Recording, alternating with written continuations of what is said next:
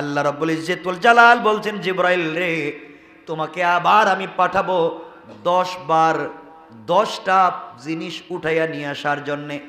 রসুল যখন চলে আসবেন, কিয়ামত যখন কাছাকাছি চলে আসবে, কিয়ামতের আগে তোমাকে 10 বার পৃথিবীতে প্রেরণ করব। তুমি 10 বার যাইবা, 10টা জিনিসকে উঠাইয়া নিয়ে আসবা। এর মাধ্যমে আমি আল্লাহ কিয়ামত কায়েম করে দুনিয়াকে ধ্বংস করে দেব। আমার মুসলমান বন্ধুগণ, গভীর মনোযোগ। এই দুনিয়ার জমিনে আল্লাহ রাব্বুল ইজ্জত ওয়াল জালাল আখিরি জামানার পয়গম্বর, সরকারে কায়নাত, দো জাহানের সরদার, নবী রহমত জনাবি মুহাম্মদ রাসূলুল্লাহ সাল্লাল্লাহু আলাইহি ওয়াসাল্লাম কে আল্লাহ তাআলা প্রেরণ করে জানাইয়া দিয়েছেন, বন্ধুরে, আপনার মাধ্যমে আমি আল্লাহ নবুয়তকে খতম করে দিলাম। আপনার পরে কেউ নবীও হবে না, আপনার পরে কেউ রসুল হবে না। আপনি আখিরি জামানার পয়গম্বর, নবী এবং রসুল।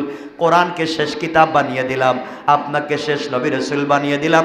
এর মাধ্যমে আল্লাহ বুঝাতে চাইলেন, আপনি হচ্ছেন এই সৃষ্টির শেষ নবী, অর্থাৎ আপনার পরে কিয়ামত কায়েম হয়ে যাবে, আপনার পরেই দুনিয়াতে কিয়ামত চলে আসবে, আর কেউ আসবে না। আপনি কিয়ামতের আলামত। সুতরাং রাসূল পাক সাল্লাল্লাহু আলাইহি সাল্লামকে আল্লাহ পৃথিবীতে প্রেরণ করলেন। হযরত জিবরিল আমিন আলাইহিস সালাতু ওয়াস সালাম আল্লাহর রাসূলের কাছে বারবার আসতে লাগলেন। জিবরিল আমিন আল্লাহর রাসূলের কাছে আসলেন, বারবার আসলেন। কলিজার টুকরা প্রিয় হাবিবুল্লাহ আল্লাহর রাসূল সাল্লাল্লাহু আলাইহি ওয়াসাল্লাম জিবরাইলকে ডাক দিয়া বলছেন, জিবরাইল, আমি জানতে চাই এই পৃথিবীতে তুমি কতবার এসেছো? জিবরিল আমিন বলছেন, ইয়া রাসূলুল্লাহ, আমি এই দুনিয়ার জমিনে অনেকবার এসেছি। কোন নবীর কাছে 2 বার, কোন নবীর কাছে 3 বার, কোন নবীর কাছে 5 বার, কোন নবীর কাছে 100 বার, কোন নবীর কাছে 200 বার এসেছি। কিন্তু পয়গম্বরে আরবি, আপনি জানেন না, এই দুনিয়ার জমিনে আপনার কাছে এসেছি আমি জিবরাইল এসেছি 24,000 বার। আল্লাহু আকবার! 24,000 বার আপনার কাছে আমি এসেছি। আল্লাহর রাসূল জানতে চাইলেন, জিবরাইল রে, 24,000 বার তুমি আমার কাছে এসেছো। জিবরাইল, আমি তোমার কাছে জানতে চাই, তুমি বলো না, আমার পরে তুমি কি দুনিয়ার জমিনে আর আসবে নাকি? আমার পরে তুমি দুনিয়ার জমিনে আসার কোনো প্রয়োজন আছে নাকি? নাকি আমার সঙ্গে সঙ্গে তোমার দুনিয়া আসাও বন্ধ হয়ে যাবে? এবার এই সাক্ষাতে জিবরাইল বলছেন, ইয়া রাসূলুল্লাহ, ইয়া হাবিবাল্লাহ, পয়গম্বর আরবি, আপনি আমাকে প্রশ্ন করেছেন, আমি আল্লাহর কাছ থেকে জেনে আপনাকে জবাব দিব। ইয়া রাসূলুল্লাহ, আল্লাহর কাছে জিজ্ঞাসা করব, আপনার পরে দুনিয়ায় যাওয়ার দরকার আছে কি নাই? আমার কি কাজ শেষ হয়ে গেল নাকি? জিবরিল আমিন আল্লাহ তাআলাকে জিজ্ঞাসা করলেন। আল্লাহ ডাক দিয়া বললেন, জিবরাইল রে, আর তোমাকে কোনো নবী রাসূলের কাছে যাওয়া লাগবে না, আর তোমাকে কোনো নবী রাসূলের কাছে যাওয়া লাগবে না। আমার পয়গম্বর হাবিবুল্লাহর পরে দুনিয়ার জমিনে অবশ্যই তোমাকে যাওয়া লাগবে। জিবরিল আমিন বলছেন, আল্লাহ তাআলা কয়বার দুনিয়ার জমিনে আমাকে যাওয়া লাগবে? আল্লাহ তাআলা বলছেন, জিবরাইল রে, রাসূলের পরে তোমাকে পৃথিবীতে যাওয়া লাগবে কমপক্ষে 10 বার। কয়বার? কয়বার? আল্লাহ রাসূলের কাছে এসে বলছেন, ইয়া রাসূলুল্লাহ, আল্লাহ তাআলা আমাকে জানিয়ে দিয়েছেন আপনার ইন্তেকালের পরে পৃথিবীতে আমাকে যাওয়া লাগবে 10 বার। জিবরিল আমিনের কাছে কৌতূহল বশত আমার রাসূল জিজ্ঞাসা করলেন, জিবরাইল, আমি জানতে চাই, বলো না, আমার পরে কেন তোমাকে দুনিয়া যাওয়ার প্রয়োজন পড়লো? বলো, কার কাছে যাইবা? জিবরিল আমিন বলছেন, আল্লাহর কাছ থেকে জেনে আপনাকে বলতে পারি। জিবরাইল আল্লাহর কাছে ডাক দিয়ে বলছেন, আল্লাহ তাআলা পয়গম্বরের পরে, হাবিবুল্লাহর পরে আবার আমি কেন দুনিয়ার জমিনে যেতে হবে? বলেন না, কি জন্য যাব? আল্লাহ রাব্বুল ইজ্জতুল জালাল বলছেন, জিবরাইল রে, তোমাকে আবার আমি পাঠাবো 10 বার 10টা জিনিস উঠাইয়া নিয়ে আসার জন্যে। রসুল যখন চলে আসবেন, কিয়ামত যখন কাছাকাছি চলে আসবে, কিয়ামতের আগে তোমাকে 10 বার পৃথিবীতে প্রেরণ করব। তুমি 10 বার যাইবা, 10টা জিনিসকে উঠাইয়া নিয়ে আসবা। এর মাধ্যমে আমি আল্লাহ কিয়ামত কায়েম করে দুনিয়াকে ধ্বংস করে দেব। আমার রাসূল আশ্চর্য হয়ে গেলেন। এক সাক্ষাতে জিবরাইলকে বলছেন, জিবরাইল, বলো না, জানতে চাই, যেই 10 জিনিস উঠে আনবার জন্য তুমি দুনিয়ার জমিনে যাইবা, জিব্রাইল বলো কেন যাইবা, কি উঠে নিয়ে আসবে আমি জানতে চাই। এক নম্বরে বলছেন ইয়া রাসূলুল্লাহ, আমি দুনিয়ার জমিনে যাব এক নাম্বার দুনিয়ার থেকে বরকত উঠাইয়া নিয়ে আসার জন্যে। কিয়ামতের সময় যখন চলে আসবে আল্লাহ আমাকে হুকুম করবেন দুনিয়ার জমিনে যেন কোনো বরকত না থাকে, আমি উঠাইয়া নেওয়ার জন্য আল্লাহ বলবেন আমি আপনার ইন্তেকালের পরে দুনিয়া যাব, এক নাম্বার হলো দুনিয়ার থেকে বরকত উঠাইয়া নিয়ে যাব। আমি আপনাদের কাছে জানতে চাই আপনাদের জানা মতে এখন দুনিয়ায় কোনো বরকত আসেনি? কথা বলেন, বরকত নাই। আমি আগেও বলেছি, আজ থেকে আমরা যখন ছোট ছিলাম, আজ থেকে 20 বছর আগেও, 20-25 বছর আগেও আমাদের মায়েরা গ্রামের বাড়িতে যখন একটা ইলিশ রান্না করছে, ইলিশ বুঝতে চিনতে পারেন নাই মনে হয়, ইলিশ মাছ। কিছুদিন পরে তো এমনও হবে বাচ্চা কাচ্চা এদেরকে বুঝাইতে বুঝে ইলিশ মাছটা এমন ছিল, দেখতে এমন ছিল, কালারটা এমন ছিল, এটা বুঝে বলতে কারণ এরা চিনবে না। কথা বলেন না কেন? ইলিশ মাছ ছিল। এক বাড়িতে একটা ইলিশ মাছ রান্না হলে বাড়ি পার হয়ে রাস্তাঘাট পর্যন্ত ঘেরান গেছে। মিথ্যা বলতেছি বলেন? মাছ রাইকা শুধু মাছের তেল দিয়া বাচ্চারা খেয়ে ফেলেছে। সত্য বললাম না? আর এখন ইলিশ মাছ যে রান্না করে হে জানেন এটা কি রান্নতেছে। কথা বলেন না কেন? যে রান্না করতেছে, যে পাক করতেছে, সে বুঝতেছে না এটা ইলিশ মাছ না আর কি। আমি কি মিথ্যা বলতেছি? শেষ। আপনাদেরকে বুঝাবার জন্য বলছি, সময় কমে গেছে। বরকত কই?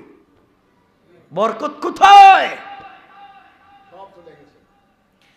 আমার বন্ধুগণ চিন্তা করেন, আগে আপনার ঘরে আপনার বাবা, আপনারা 8 জন, এক ঘরে 8 জন ভাই বোন ছিলেন। বাবার আরো ভাই বোন ছিল, সবাই মিলে ফুফাতো ভাই বোন, খালাতো ভাই বোন, সবাই যৌথ ফ্যামিলি। দেখবেন শুধু জমিনে কাজ কাম করছে, কৃষি কাজ করছে, সবাই পেট ভরে খাইছে, কোনো রোগ নাই। আর এখন দেখা যায় আপনি ওভার ডিউটি করেন, অফিসে কাজ করেন, এরপরও বউর শাড়ির পয়সা হয় না। কথা বলেন না কেন? বরকত আছে? বরকত। আশ্চর্য, যেখানে আপনার বাবা, আমার বাবা আমাদের জন্য মাসে হইল একদিন গরু গোশত নিয়ে আসতো, ইলিশ মাছ নিয়ে আসতো। এমনও পরিবার আছে এখন বছরও একদিন নিতে পারে না। কথা বলেন না কেন? পয়সা কমছে না বাড়ছে? এখন ইনকাম তো বাড়তেছে। আগে 500 টাকা ছিল, এখন 20,000 টাকা হয়েছে, কিন্তু বরকত।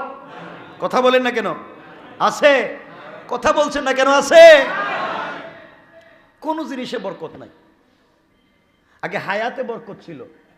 আগেকার মুরব্বীরা এখনো যে কাজ করতে পারে, এখনো মুরব্বীরা, এখনকার জোয়ান তার জিন্দগিতে কাজ করতে পারবে না।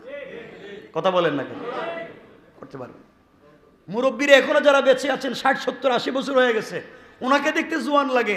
আর আজকালকের ছেলেরা দেখবেন শুধু খাইতে খাইতে মুটে হইতেছে, শুধু খাইতেই আছে, হে নিচতলা থেকে দুতলা উঠতে পারে না। কথা বলেন না কেন? মিথ্যা বলতেছি? শেষ, সব শেষ। এই জন্য জিবরিল আমিন বলছেন, পয়গম্বরে আরবি আল্লাহ রাব্বুল ইজ্জত ওয়াল জালাল জানিয়ে দিয়েছেন দুনিয়ার জমিনে আমি যাব এক নম্বরে বরকত উঠাইয়া দেওয়ার জন্য। কি উঠাবেন? আপনারা হিসাব করে দেখেন আপনার আমার বরকত আসেনি? আগেকার দেখবেন, আগেকার আমাদের বাপদাদার কথা বলছি, আমার বাবা 63 বছর বয়সে মারা গেছেন, তার একটা চুলও পাকে নাই, একটা দাড়িও পাকে নাই। আর আজকালকে দেখবেন 20 বছরের ছেলের চুল দাড়ি পাকছে। কথা বলেন, আছে না? সমস্যা কি? আগেকার মুরব্বীরা তো ডাক্তার চিনতই না, বাড়ির পাশে যে হসপিটাল আছে তার 70 বছর একদিন যায় নাই। আর আজকালকের ছেলেমেয়েরা জন্মের আগে এর মাকে ভর্তি হয়ে রয়েছে। কথা কন না কেন? এর মাকে এর জন্মের আগে ভর্তি হয়ে রয়েছে হসপিটালে। দুনিয়া কই গেল একটা চিন্তা করেন না? আপনারা তো হাসতেছেন মনে হয়। আমি বলতেছি দুনিয়ার থেকে বরকত উঠিয়ে নিয়ে গিয়েছেন কে? কিয়ামত কাছাকাছি।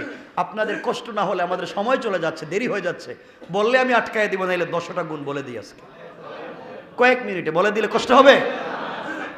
এক নম্বরে বরকত উঠে যাবে। এক নম্বরে আল্লাহ রাসূল বললেন, জিবরিল আমিন কি বলতে চাও? জিবরিল আমিন বলছেন, ইয়া রাসূলুল্লাহ, কিয়ামতের একটা বড় আলামত হলো বরকত উঠে যাবে। আপনি বলেন তো এখন বরকত আসেনি? আপনি দেখবেন আগেকার মানুষ যত বয়সালা মানুষ দেখা যায়, যত লম্বা, আর এখন যত বয়স নতুন জন্ম নেয় হেরা ছোট বাড়ি হয়, মানে ব্যাটারি খাটো হয়, ছোট হয়, কথা বলেন না কেন, সব কমে যাচ্ছে হিসাব। এখন দেখবেন যুবকেরা হার্ট অ্যাটাক করে মরে যাচ্ছে বেশিরভাগ বাচ্চারা। আর বাচ্চাদের রোগের অভাব নাই এখন আজকালকের বাচ্চারা। আমার বন্ধুগণ, খবর নিয়ে দেখেন 70 বছরের মুরব্বী এখনো খাইতে বসলে যা খায় 20 বছরের ছেলে তার অর্ধেকও খাইতে পারে না। কথা বলেন, বরকত আছে? কথা বলেন না কেন? 2 নাম্বার জিবরিল আমিনকে জিজ্ঞাসা করলেন, জিবরাইল বলো আর কি নিয়ে যাইবা? জিবরাইল বলছেন, ইয়া রাসূলুল্লাহ 2 নম্বরে আমি আসবো এই পৃথিবীতে আর একবার ইবাদত থেকে মজা উঠিয়ে নেওয়ার জন্য। ইবাদতের মধ্যে কোনো স্বাদ থাকবে না। আমি আপনাদের কাছে জানতে চাই, আজকালকে ইবাদতে স্বাদ আসেনি? ইবাদতে স্বাদ নাই, মজা নাই। এই জন্য 24 ঘন্টা দোকানে ব্যবসা করি। আর আগেকার মুসলমানেরা নিজে মানুষকে কাজে লাগাইয়া নিজেরা এসে বসে যেতেন ইবাদতে, রাত দিন 24 ঘন্টা ইবাদত করতেন। সময়কে কেউ 3 ভাগ করে নিতেন, 1 ভাগ পরিবারের জন্য, 1 ভাগ আল্লাহর জন্য, 1 ভাগ সমাজের জন্য। কেউ 2 ভাগ করে নিতেন, 1 ভাগ আল্লাহর জন্য, 1 ভাগ পরিবারের জন্য। অর্থাৎ পুরা সময়টা ইবাদতে কাটাইয়া দিতেন। যত দুনিয়ার যত কাজে থাকেন নামাজে চলে আসতেন, কারণ ইবাদত করলে, জিকিরি করলে, নামাজ পড়লে, তসবিহ পড়লে তারা মজা পাইতেন। আর আজকালকে আমরা নামাজে এসে তাড়াহুড়া করি, সেজদায় গেলে 1 মিনিট বেশি থাকতে পারি না। ইমাম সাহেব যদি একটু লম্বা তসবিহ পড়ে মানুষ রাগারাগি করে, গালাগালি করে, লম্বা করলেন কেন, আমার কষ্ট হচ্ছে। আরে বাবা, তুমি মজা পাচ্ছ না। মজা যদি পাইতা আলীর মতো পায়ে তীর ঢুকে গেলেও নামাজ ভাঙতা না। ঠিক কিনা বলেন? আমার রাসূল নামাজে মজা পাইতেন, এই জন্য নামাজ দাঁড়িয়ে গেলে পা মুবারক ফুলে যাইত, সেজদায় গেলে মাথা উঠাতেন না, পুরা বডির রক্ত মুখে দিয়ে গিয়ে লাল হয়ে যেত। সেজদা থেকে মাথা উঠাতেন না, কারণ তারা মজা পাইতেন। আজ আমরা মজা পাই না, স্বাদ পাই না, এই জন্য ইবাদত করি না। কিয়ামতের আলামত, ইবাদত থেকে মজা উঠে যাবে, আসেনি? 3 নাম্বার হলো, জিবরিল আমিন বলছেন, ইয়া রাসূলুল্লাহ 3 নাম্বার আমি পৃথিবীতে যাব। 3 নাম্বার যে জিনিসটা উঠে নেওয়ার জন্য পরস্পর থেকে মোহাব্বত তুলে নেব। পরস্পর মোহাব্বত থাকবে না। আজকালকে পরস্পরের ভিতরে মোহাব্বত নাই, বাবা ছেলে মোহাব্বত নাই, মা মেয়ে মোহাব্বত নাই, ভাইয়ে ভাইয়ে মোহাব্বত নাই। আসেনি বল? কথা বলেন, আছে? মোহাব্বত নাই, কেউ কাউকে দেখতে পারে না, সবাই স্বার্থের পিছনে দৌড়ায়, মোহাব্বত আন্তরিকতা ভুলে গিয়েছে। আজকালকের বন্ধু, আগেকার বন্ধু, বন্ধু বান্ধব যারা ছিল 70 বছরের বন্ধু, বন্ধুর কথায় বন্ধু পুরা জীবন কাটাইয়া দিছে। বন্ধুকে রেখে বন্ধু হাঁটে নাই, বন্ধুর সঙ্গে বন্ধু থাকছে, ঘুমাইছে, পুরা দিন আড্ডা দিছে। আর আজকালকে বন্ধুত্ব করে শুধু স্বার্থের বিনিময়ে। ঠিক কিনা বলেন? সংক্ষেপ করে বলে যাচ্ছে। 4 নাম্বার জিবরিল আমিন বলছেন, ইয়া রাসূলুল্লাহ 4 নম্বরে আমি দুনিয়ায় যাব। দুনিয়া থেকে লজ্জা তুলে নেওয়ার জন্য লজ্জা থাকবে না, হায়া থাকবে না। আমি আপনাদের কাছে জানতে চাই, বলেন না এই পৃথিবীতে কোন লজ্জা হায়া আসেনি? বাবার সামনে মেয়ের কোনো লজ্জা নাই, ভাইয়ের সামনে বোনের কোনো লজ্জা নাই, বোনের সামনে ভাইয়ের কোনো লজ্জা নাই। যে যা মন চায় অশ্লীলতা করে বেড়াচ্ছে, হায়া নাই, চোখের কোনো পর্দা নাই, যে যা মন চায় তা করে বেড়াচ্ছে। পুরা শহরটাকে অশ্লীলতা, সিনেমা, সার্কাস দিয়ে ভরে দিচ্ছে। হায়া নাই, লজ্জা নাই। এমনও মুসল্লি আছেন, এমনও হাজী সাহেব আছে, হায়া নাই, লজ্জা নাই। মসজিদেরও সভাপতি, ওয়াজ মাহফিলেরও সভাপতি হয়, আবার এমন লজ্জা নাই, লজ্জা নাই বেকুফ, দেখবেন গানেরও সভাপতি হয়ে যায়। আছে না নাই? লজ্জা উঠে গিয়েছে, লজ্জা বলতে কিছু নাই। এই জন্য জিবরিল আমিন বলছেন, ইয়া রাসূলুল্লাহ আমি পৃথিবীতে যাব। আল্লাহর রাসূল বলছেন 4 নম্বরে জিবরিল আমিন বলছে উঠে নিব লজ্জা। আজ কারো কাছে কোনো লজ্জা নাই, যা মন চায় তা আমরা বলে ফেলি, হায়া বলতে কিছুই নাই। আগেকার জমির জমানায় এখানে যদি কোনো ছেলে বসে থাকে, তার বাপকে দেখছে সব ফালাইয়া দৌড় দিছে, ভাইকে দেখছে, এলাকার বড় ভাইকে দেখছে, রাস্তায় বসে না। আর এখন দেখবেন এলাকার বড় ভাই কি তার বাপকে বলে সিগারেট আসেনি? কথা বলেন। সমাজ কত নিকৃষ্ট হয়ে গেল। জিবরিল আমিন বলছেন, ইয়া রাসূলুল্লাহ 4 নম্বরে যাব লজ্জা উঠে নিয়ে যাওয়ার জন্য। রাসূল আশ্চর্য হয়ে কাঁপতে লাগলেন, আর বললেন, জিবরাইল বলো এরপরে কি উঠে নিয়ে যাওয়ার জন্য যাইবা? জিবরাইল বলছেন, ইয়া রাসূলুল্লাহ 5 নম্বরে আমি যাব এই দুনিয়া থেকে হক বিচার উঠাইয়া নেওয়ার জন্যে। আমি আপনার কাছে জানতে চাই হক বিচার আসেনি? এখন যার পয়সা আছে তার কাছে বিচার আছে, একবারে বড় বিচার থেকে না ছোট বিচার পর্যন্ত কোনো জায়গায় হক প্রতিষ্ঠিত নাই। টাকার বিনিময়ে মানুষ মিথ্যা সাক্ষী দেয়। সমস্যা এমন হয়ে গিয়েছে, পঞ্চায়েতের বিচার করতে টাকা যেদিকে আছে ওই দিকে বিচারের রায় আছে, কোন ঠিক কিনা? গ্রামে গেলে দেখবেন যেই জায়গায় মুরব্বীকে 500 টাকা হাতে দিলে, চায়ের কাপ ধরাইয়া দিলে ডাইনের বিচারকে বাম বানাইয়া দেয়। এমন লোক আছে কিনা জোরে বলে? টাকার বিনিময়ে দেখবেন ভালো মানুষকেও ফাঁসাইয়া দেয়। কথা বলেন, আছে না নাই? হক বিচার উঠে গিয়েছে, কিয়ামতের আলামত। আল্লাহর রাসূল বললেন, জিবরাইল কি বলতে চাও? জিবরাইল বলছেন, ইয়া রাসূলুল্লাহ এই পৃথিবীতে আমি যাব এবং হক বিচারগুলো উঠাইয়া নিব। এইভাবে উঠাতে লাগলেন। 5 নাম্বার গুলো সংক্ষেপ করে দিই, বিচার আপনি পাবেন না। গ্রামে দেখবেন এক ব্যক্তি ইচ্ছা মতো আপনার বিরুদ্ধাচরণ করতে পারে, অথচ তার হাতে 500 টাকা উঠাইয়া দেন, আপনি না ফরমানি করলেও আপনার পক্ষে বিচারের রায় আসবে। কথা বলেন না কেন?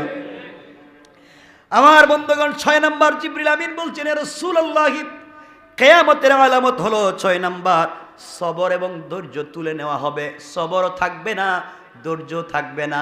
আজকালকে আপনারা বলেন তো, আমাদের ধৈর্য আসেনি, আল্লাহর উপরে সবর করতে পারি না। রব বলেছেন সবরকারীর সাথে আমি, ওয়াল্লাহু ইউহিব্বুস সাবিরিন, আমি মোহাব্বত করি সবরকারীদেরকে। আজকে সবরকারী নাই, কোনো কাজে সবর নাই। দোয়া করলাম কবুল হলো না, কেন? সবর নাই। 100 টাকা পাইছি, 500 পাইলাম না, কেন? সবর নাই। ঢাকা শহরে একটা বাড়ির মালিক হইছি, 2টা মালিক হইলাম না, কেন? সবর নাই। আমি 2টা গাড়ির মালিক, 3টার মালিক হইলাম না, কেন? সবর নাই। আমি 20,000 টাকা ইনকাম করি, 50,000 পাইলাম না, কেন? সবর নাই। কথা বলেন না কেন?